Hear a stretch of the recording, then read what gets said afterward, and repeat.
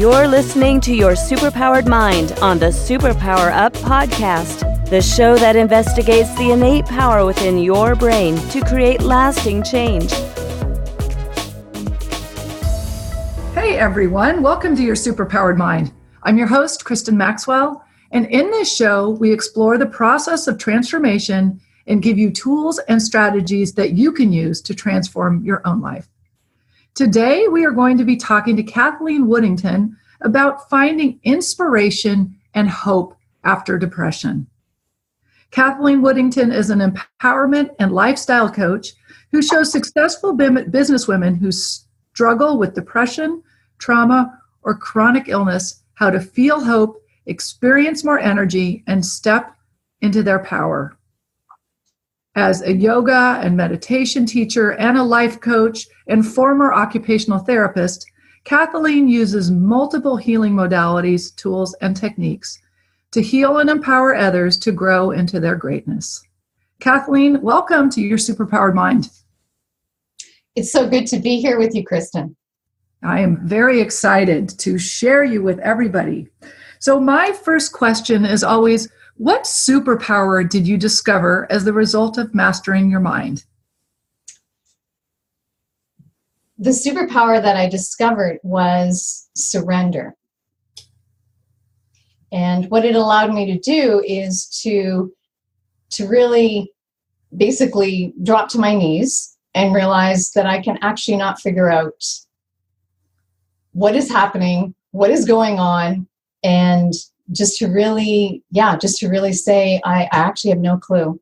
And I was kind of at the wit's end. And it was in that place that I was able to really, just kind of let go of the reins and let life take me. Wow. So when you say that, because I know that feeling of I have no clue what to do to get out of this space that I've created. And I see other people swirling with that. What happened when you let go of the reins? What did that look like? Because how do you let go? Yeah, well, it was with much, it was with a huge struggle and a huge battle. And really the battle was really raging within inside of me every day. And there's just so much anger and so much fear.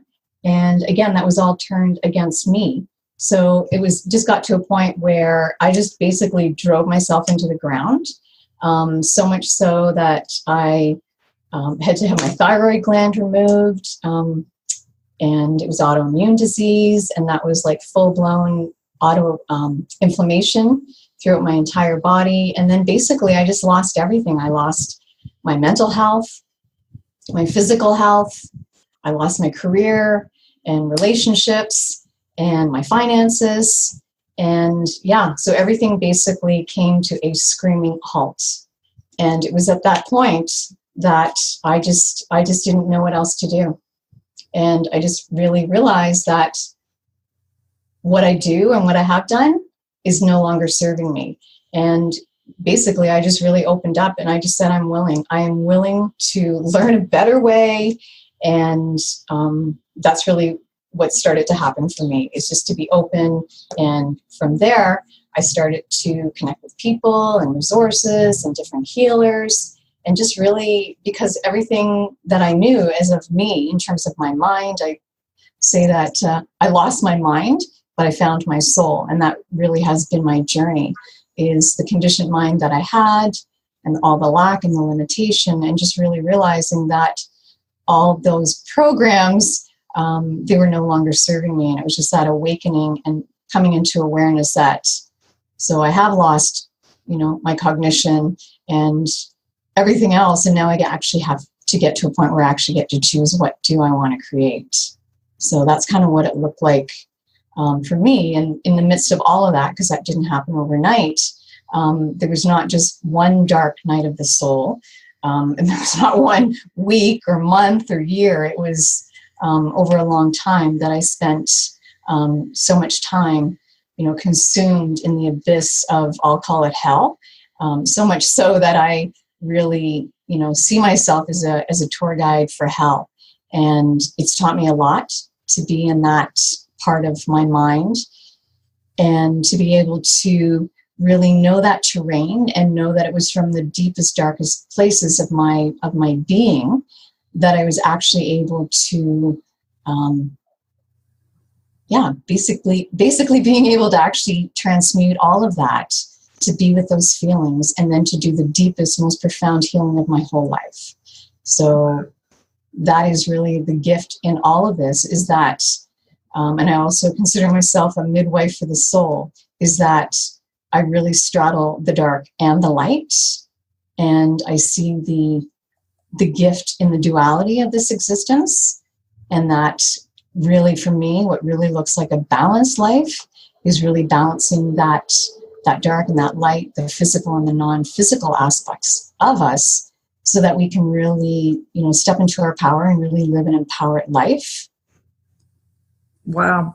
Yeah, you're saying so much there, and I'm trying to figure out a way to go into this that makes sense, because I know that people get to this point where they're feeling so, in the dark part of their mind and not knowing what to do. And, how did you start to realize that, again, that there was still light out there? Like when you were in that dark, how did light start beginning to show itself to you? Or what realizations or what beliefs started to change? Yeah, I think the belief for me was actually realizing that I actually had a choice in terms of how I thought. And I thought it was just like, this is the way it is. And I actually had no clue. And it wasn't until I was, seeing a counselor when, probably like 18 years ago. And she said, yeah, the purpose of why we're here is for joy. And like, I almost like fell off my chair, and I'm like, you got to be kidding. Like, I had no clue. I actually didn't realize that. And that was not the place that was not the foundation from what I lived from. And it was when I, kind of had that in the back of my mind. And I think it was just kind of, kept bubbling up to the surface. Like, I can actually have fun here, and it's okay to enjoy yourself. So when I really started to step into, opportunities, really connecting with nature and, really connecting with things that really lit me up, and just allowing that emotion to come forth, that it really started to give me a way out of that darkness. And it would happen like little glimpses of it, and then all of a sudden it would be dark again. But that just kept, emerging. So there was something inside of me, and I'm going to call it my soul, that is very, very tenacious and very committed. And the more I let go, the more that emergence came forth. That part of me that is pure love, that we all are at the center of our being, what we call the bliss body, started to get more airtime. And it was in starting meditation. So I always say the greatest gift that you can give yourself is the gift of your love, of your time, and of your attention. And then after that, the next thing that you can give yourself, like the most powerful gift that you can give yourself, is the gift of meditation. And it took, I don't know, maybe 18 or 20 years before I actually committed to doing a meditation practice. I always did it when it was like convenient. I was never committed to it. Mm-hmm. And it was only in the actual committing that I actually could start to calm down my mind and actually feel. And it was interesting because I remember I would talk to myself at the beginning of meditation, and I would say, one day I just said, say to yourself, you're safe. And I did that. And then all of a sudden, it's just like, oh my God, I actually feel safe. So most of my life, I was living out of my body. And then from trauma, I just really never felt like it was safe to actually be on this earth plane. So when I started to say that, and I noticed my body immediately responded, and I'm like, what's going on here? And then to find out that your mind listens, two things are programming your mind all the time. It's what you say to yourself and the images that you create. So then I realized, well, maybe if I start saying other things, maybe my body's going to respond and I'm going to be more connected, and let's see what happens there. So it was that open-mindedness and that being curious. And then from there, it led to, getting modalities that really supported that mind-body connection. And Kathleen, I'm going to cut you off there because we do have to go to a break. But I cannot wait to come back and really start to go deeper into what those steps are, because you've laid out a bunch there about how to find inspiration and hope again after depression.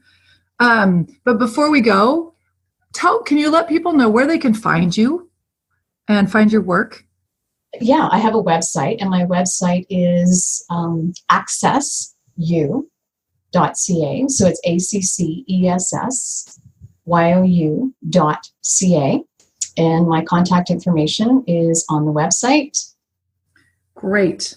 Good. We have been talking to Kathleen Woodington. We're going to take a brief break, and we will be right back. Are you here to change the world? Do you talk about things like vibration, frequency, awakening, and consciousness? Are you pretty sure you have superpowers? The Superpower Net is unlike normal coaching programs and conscious communities. We provide training, intuitive guidance, peer-to-peer learning, intensive one-on-one coaching, and a high vibrational network of people just like you. When you join the net, you get 24/7 access to a collaborative group of people who support you as you master your personal power and unlock your superpowers. If you're ready to use your superpowers to change the world, then join the Superpower Net today. Visit superpowerexperts.com/thenet to learn more. Welcome back, everyone.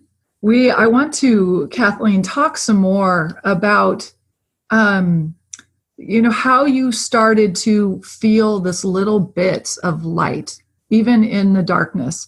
And it sounds like it was, first of all, realizing, just even having the belief that maybe you could have fun, that maybe the purpose of life was joy. And then finding things like being in nature or things that actually gave you joy, paying attention to those, getting a feeling of that, what joy felt like in your body, even if it was just for a teeny little bit, you could feel the joy, and then returning to that until it started to build up. Is that sort of what you would say? I mean, part of it? Absolutely. Yeah, that's amazing. And I think it's also really interesting what you talked about with meditation, is that there's this idea of meditating, but then you really committed to it. And there's so much talk about meditation, and everybody knows they should, but what is it that it did for you? What does meditation do that allows you to not live in hell? Well, for me, it was dropping resistance. And the easiest way to drop resistance, which is that pushing and that efforting, which is really what I was addicted to.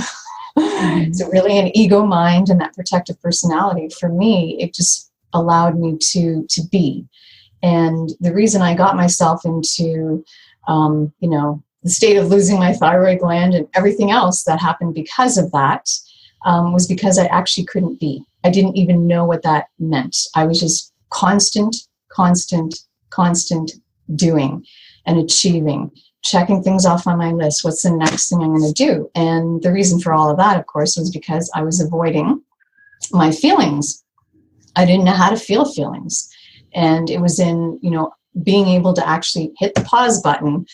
Now I'm going to dive into what is the experience of being Kathleen? And that is really what allowed me to start to really open my heart to myself. Yes. One of the, this is a little bit of an aside, which I always do, but one of the questions that I heard recently that I love, that actually I think is good for people who are so hard on themselves and pushing, is, can I love myself in the midst of this? Absolutely. I love that question. Right, because it doesn't even occur to us to try. Why would we love ourselves? And instead we beat ourselves up. And yet if you look at that, you're like, well, yeah, I'm actually pretty lovable. Right? Yes. And it sort of just softens a little bit how we're thinking about ourselves.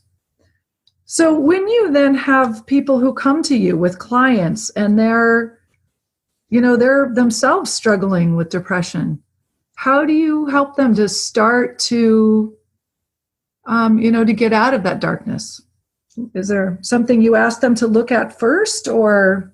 Yeah. So really my approach is really starting with, and again, I bring this, from occupational therapy. So I was looking at what we call client-centered. So I really customize. So I work with my clients for a year, and there's 3 options within that time frame of 1 year in terms of the frequency that we meet. And so once they decide the package that they want to choose, and then I give them an assessment. And again, that's just going through the different areas of their life. So for example, one would be, relations, physical health, and then mental and emotional health, and, finances and career. So being able to actually go through all those different areas and then score where they are at present in terms of their satisfaction, and then where do they want to be at the end of the year. And then from there, we narrow it down to the top 3, and then starting at, of the top 3, which is the one that is most relevant to you. So it's really going with where they are at, as opposed to me saying, okay, this is where we're going to start. And then we just really kind of weave it together over the course of the year. And the most important thing is to really identify, from that top area that they want to focus on, what are the top 3 goals, meaning in terms of what's it going to look like when you actually achieve that. And, for some people, it could be, working on self-love. And for, some clients, they want to start those habits, because they know that habits are really the cornerstone of the way that we live our life. So our whole life is made up of habits that we do every day. And I have to just kind of add here in terms of, what has been the cornerstone of my transformation is actually getting very powerful, consistent practices that encompass mind, body, and soul. So everything that I'm doing is always integrating the aspects and the dimensions of who we are. So we're not just a physical body, we're not just mind, so it's not just about meditation, but being able to pull it all together so that we create a real solid foundation for wellness.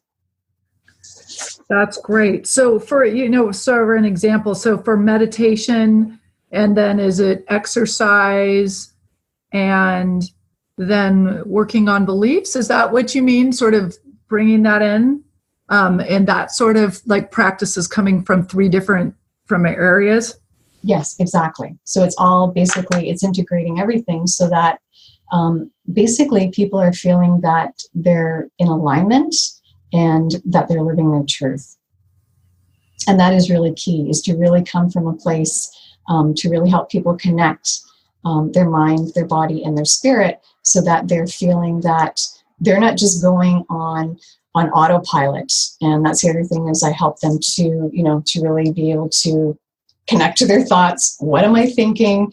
And being able to help, transition the limiting beliefs, because it's really important that, as we awaken, and I never really see, people that are, whether it's chronic illness, like autoimmune, or whether it's depression or anxiety or fatigue, that I never see people as broken. I don't see people as, that there's something that I'm going to come in and I'm going to fix something for them.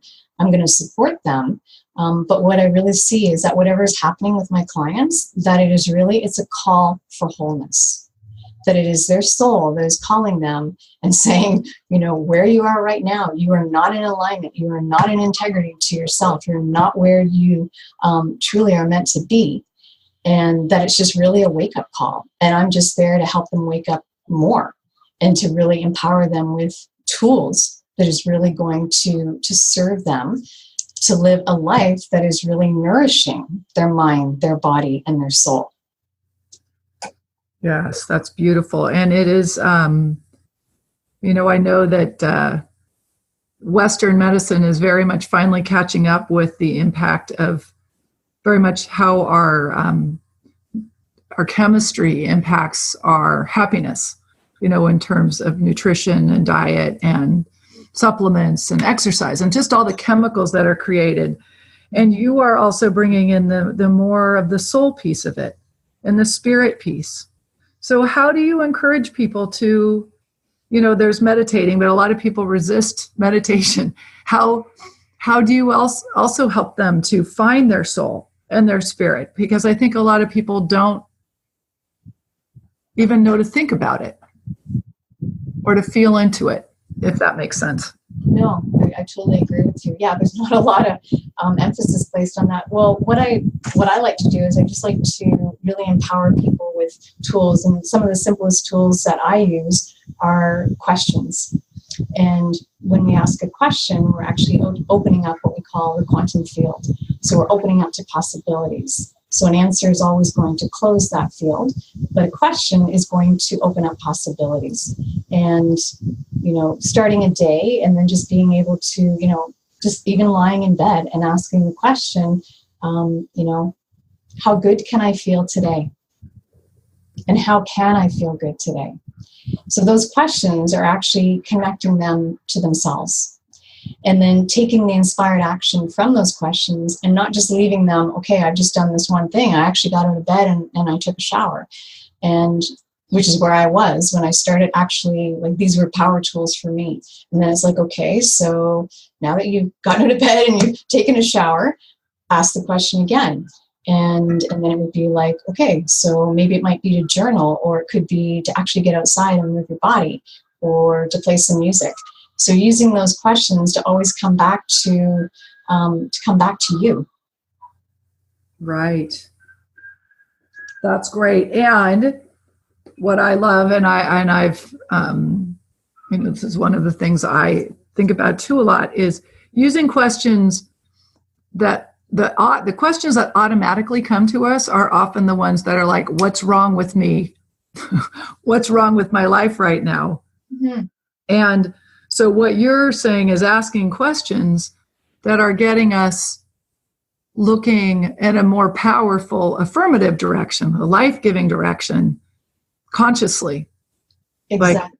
Yes, and that's the key, is that, and I'm also trained as a law of attraction life coach.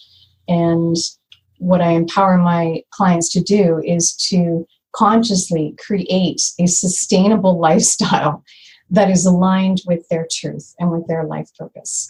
So that involves, not just the doing, but the actual, okay, let's quiet down.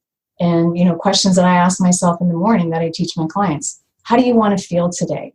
Because it is primarily your feeling state that is going to be the vibration that you're offering to the universe, of course, along with our thoughts and with our actions. But it is really the feeling state, because the electromagnetic charge from the heart center is 5,000 times greater than the brain.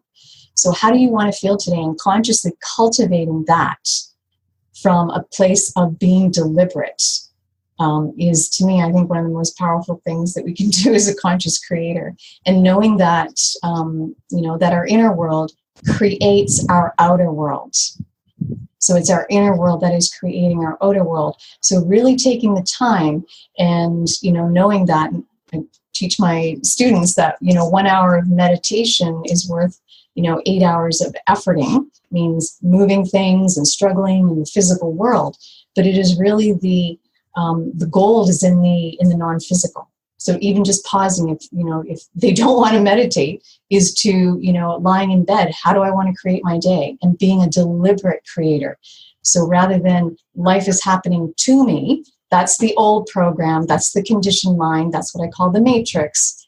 So what I teach is that life is happening through you, and it is emerging from you, because you have infinite substance, infinite wholeness, you have infinite supply within you that is coming out of you. Right. So the thing that, I know with depression is that the people who, when they're feeling depressed, do not feel that life force. I totally agree. And and it's really interesting, because I tell my clients that because of my path and my life journey, like I said, the tour guide for hell and, also the midwife for the soul, is that because of my journey, I really give hope to the hopeless. I have, in the past, I had 2 attempts at suicide. Obviously, they both failed. And multiple other, very deep contemplation about how this is going to happen, just because I was in so much agony and so much darkness. And then many other times, hundreds of times, I actually thought about it. So I really understand what can really happen to the psyche, and I can really understand the hopelessness that people go through. So I am here to basically give hope to other people that if I can do this, anybody can do this. Yes, that's beautiful. And it really is so many people, myself included, and you, we come to these places of really wanting to help other people and show people the way out because we've been there and we know what it feels like, and we know what the option is, and that it can be, you can actually find that joy and peace. So one of the things that, I'm not sure if everybody's really familiar with the law of attraction. So what do you mean when you say our inner world creates our outer world? That's a huge question. So just basically. Yeah, well, and this is all, going back to, ancient teachings, Buddhism, your thoughts create your reality, quantum science, and everything. So we live in a quantum universe. Basically, it's a universe that is of energy. We live in a vibrational universe, and that we have physical and non-physical. So we have a physical body, but we also have the non-physical. And that everything that actually arises in physical form, so like the chair that I'm sitting in and, all the walls and everything, this is all, a thought before it became a reality. Somebody had to think all of this, from the paper to the desk to the markers, that began in what we call the mental realm. And then it was, it's a higher vibration. And then it's brought into the manifestation of the physical form. So I just kind of like to think of it as, your thoughts create your reality. That's really the easiest way to look at it. And it's just like you were going to do, if you were going to create dinner where you could, think about it, okay, I'm going to go cook this. And then you're actually putting it together. And then you actually have the physical manifestation of what you thought was originally. Right. And that is, another way. I remember that it was such a huge mind shift for me to realize that no matter what was going on outside, I got to interpret what that meant. So, like a silly, stupid example would be, we're stuck in traffic and my option could be to be super frustrated. Oh, wait, I'm late. This is terrible. What are they going to think about me? I'm never going to get everything done. Or, okay, I'm stuck in traffic and I can use this time to breathe through some of my discomfort and, they'll be okay. The people will know me and like me and they know I'm not usually late. Like such a different reality, even though it's the same situation. And sort of asking myself that whenever I start getting upset of like, what's a different way to think about this? Right? Yeah. And knowing that we have, really the only thing that you have any control over is, what do you want to think? How do you want to think? Yes. When you change that, you can change your whole reality.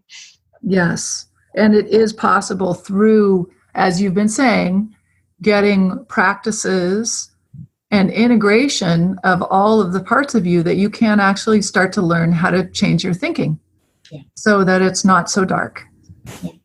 And I think, when I look back, I really think, if I was just to offer something to listeners is, also bringing in, a big part of that transition for me and that healing was mindfulness. So I actually had to, take time during my day where I just actually sat or I just would lie down on the floor And it would be like, I'm not doing anything. And I'm like, I can't believe this. I'm not doing anything. This doesn't feel good. This doesn't feel good. But I have other things to do. And it was just like, I would just kind of watch that. And I had to, say, no, it's a timeout. It's a pause. And I know in the world that we live in, because it is so fast paced and that we are being bombarded and fire hosed with information, day and night and day, that if we don't consciously say, I'm just going to unplug and I'm just going to actually pause and integrate, like no information is going to come in here. I'm just going to sit and be silent. It is in the silence and in the stillness that healing happens. It is not being plugged in all the time. So I know so many people are plugged in all the time, most of their time, to social media. And then I'm very, very, and I teach is very strategic, go in, do what you need to do. But the most important thing that I want to be plugged into is my source, meaning me, source energy. That's where the power is. Yes. And it is so funny because I know I have so many clients who deal with this, with feeling guilty. Even when they sit down to meditate, it's like they feel guilt. They should be doing something else. And I love your reminder that this time is a way to process it all. Yes. Yeah. Well, it's been wonderful talking to you. Can you remind people, if they want to get a hold of you and learn more about you, where they can find you? Yes. So my website again is accessyou.ca. And there's a free gift, tapping to reduce stress and overwhelm. And that is, if you just go to the main page, you can put in your information and I will email that to you. And also, I just wanted to offer to anyone who would be interested in having a clarity session. I will give you my phone number, or you can contact me via my website. You can text me and we can set up a time. This is complimentary. And my cell phone number that you can text me at is 519-476-0959. So that's for a clarity session, 519-476-0959. Thank you so much, Kathleen. It's been great to talk to you. And listeners, I commend you all for having this drive to improve your own life and the life of the world around us. Thank you for being here. And until next time, go out and remember that you do hold the power to change and transform your world. Are you ready to discover your superpowers? Go now to superpowerexperts.com and take the superpower quiz today.